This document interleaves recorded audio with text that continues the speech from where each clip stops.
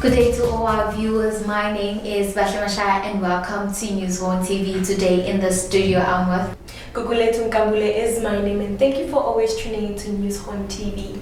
So right now we are moving to the COVID-19, the status update before we move on to the actual news. So we'll firstly give you a brief of the country statistics as a whole. As the country is on level 3, the COVID-19 death toll is on 755 with the number of positive cases rising to 35,812. And out of 761,534 conducted tests, 18,313 recoveries have been reported. Now moving on to the provincial statistics. While Western Cape still remains the epicenter as the numbers keep flowing with 23,583 reported cases, followed by Gauteng with 4,276. KwaZulu-Natal is sitting on 2,637, followed by the Eastern Cape with 4,324. Free State is sitting on 299, and Limpopo is on 193. Northwest is 271. Mpumalanga is sitting on 132, and the Northern Cape with 91 people infected by the virus. That's all with your COVID-19 status update for the 3rd of June 2020.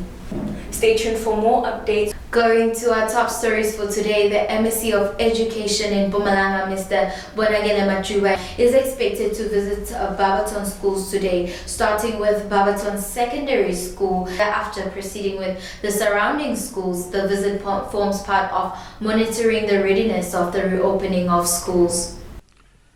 Good morning to you and good morning to your viewers. We are quite impressed by the state of preparedness. We think that they are complying. As I came here, there were thermostats. I was checked my temperature, and I also sanitized. I moved around to check the state of toilets. It's quite good. Went to classes, quite properly arranged. Social distancing in terms of how desks are arranged.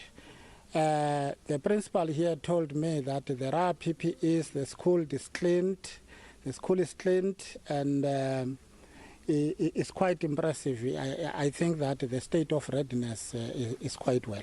Moving on to our next story, during alert level 3 of the nationwide lockdown, lovebirds can officially tie the knot at Home Affairs offices following the resumption of marriage services. Under level 3, the department will also receive late registrations of birth. These services will be provided by appointment. This is in addition to the services rendered in level 4. Home Affairs offices will continue opening Monday to Friday from 8:30 until 3:30 in the afternoon. As you may be aware, the South African borders are still closed for travel except for evacuation of stranded and distressed citizens. Evacuation of foreign nationals by respective foreign missions, and of course movement of medical ill treatment cases and transportation of goods to and from neighboring states. Daily commuters from neighboring countries who attend school will be allowed to enter our borders with a special permit subject to all COVID-19 regulations on transport and health. During level 3, Home Affairs is offering these essential services: registration of births, reissuing of birth certificates, late registration of birth, of course by appointment, marriage services, death certificates, issuing temporary ID certificates, collection of IDs applied for prior to lockdown, and the issuing of passports only for people involved in the cross-border transportation of essential goods and medicines. And on our national news, the National Treasury has made available notices expanding access to living annuity funds. This follows after the President's address to the nation on the 21st of April 2020 and the announcements by the Minister of Finance on further tax measures to combat the COVID-19 pandemic. They gave effect to the legislative framework required to implement the tax measures in this regard to combat the COVID-19 pandemic. The Treasury said in a statement that included in the further tax measures was the expansion of access to living annuity funds, as outlined in the Treasury's media statement published on the 23rd of April 2020. They also added that as a result of living annuity, members can now approach their financial sector providers to adjust the proportion they receive as annuity income instead of waiting up to 1 year until their next contract anniversary date. The National Council of Provinces on Tuesday confirmed the provisional suspension of Pretoria's chief magistrate who allegedly received security upgrades from corruption-linked company Busasa.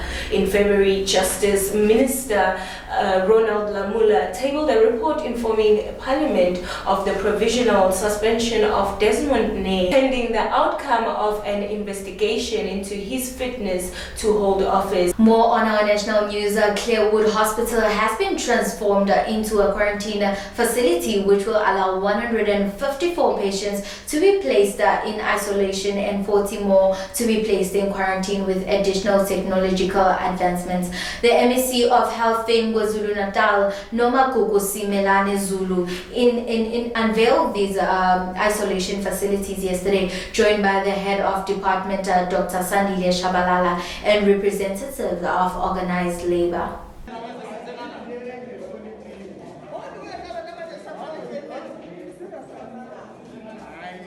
We are going to have a total 154 isolation beds.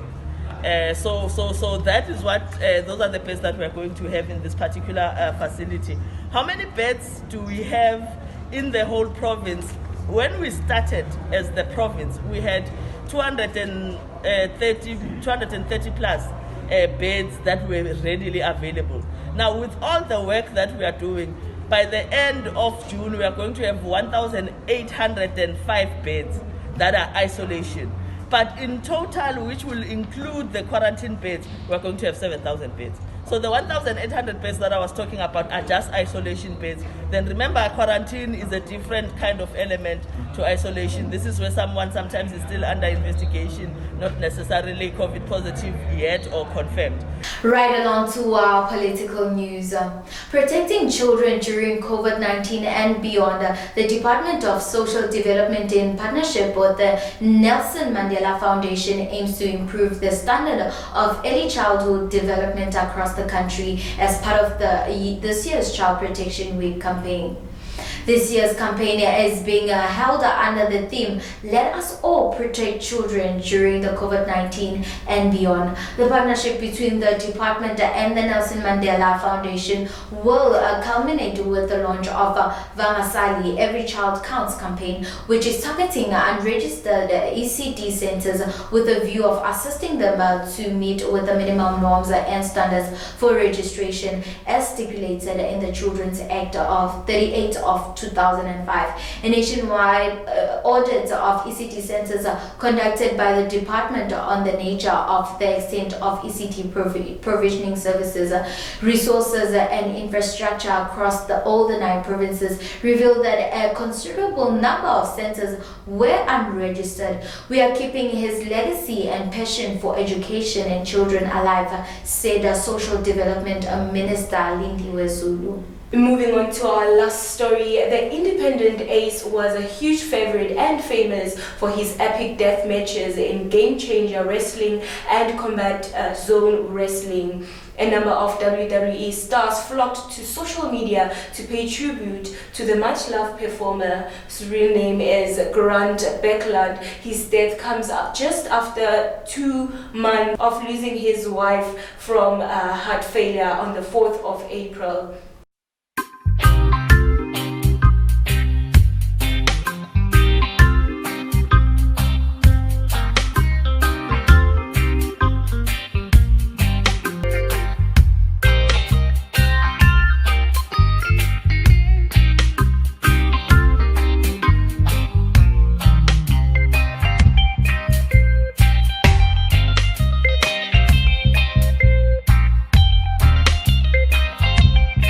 And on our international news, George Floyd protesters defy curfew as Trump describes low lives.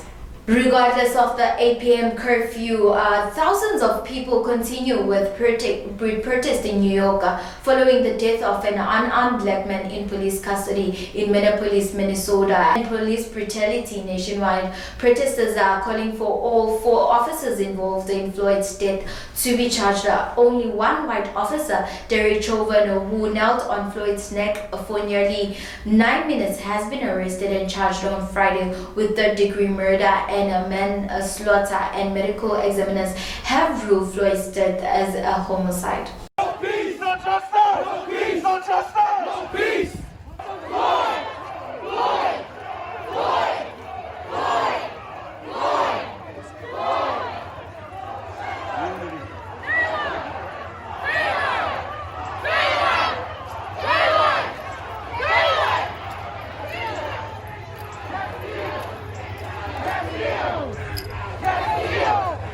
Castillo! Castillo! Castillo! Castillo! Castillo! Castillo! Castillo! Justice! No peace! No justice! No peace! No justice! No peace! No justice! No peace!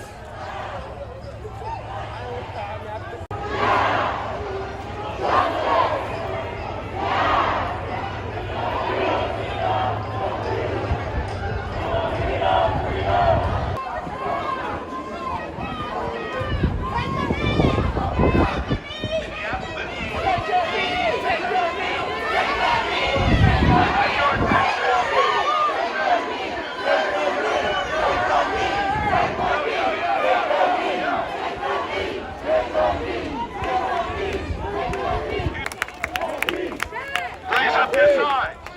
Raise up your signs. Raise up your signs. Justice! Now. Raise up your signs. No peace! No peace! Don't shoot! Don't shoot! Don't shoot! Justice! Well, that's it with our top stories for today. Be sure to tune in next time, same place, right here on News Horn TV. Don't forget to like our Facebook page and subscribe to our YouTube channel. Actually, Basla, there's a story that you touched there about George Floyd. Actually, the white man that killed George, he is actually getting a divorce. The wife filed for divorce. Can you imagine? Wow, that's such a sad situation for the poor man. Well, I'm not taking any sides here, but this is a time where you actually need your life partner to support you, to console you. But when they say that till death do us apart, we don't know which death, a third person's death or their death, the death in between the two of them. I totally agree, because even when they got married, they said, I believe, through better, worse, you understand? So I feel like this is where this situation actually was testing them, if I can put it that way. They are going through something that you understand? So I don't understand how can a person leave a lifetime partner just because they kill someone else. As well, I think I'm not taking sides in a way, but then I feel like she should have just stayed. Right, I feel like it's up to our viewers ukuthi bakhethe ukuthi ngabe ngiyiphi side lebabona ngazuthi ngilo lona kumbe ngiyiphi side lebabona ngazuthi likahle, but niyati nani babukele ukuthi tindzaba tebantu labayi-2 adingeke. So please do comment with your thoughts, your opinions. Share with us on the comment box, or you can even send us a video on WhatsApp on 013-612-07744. That's 013-612-07744. Let's hear your views.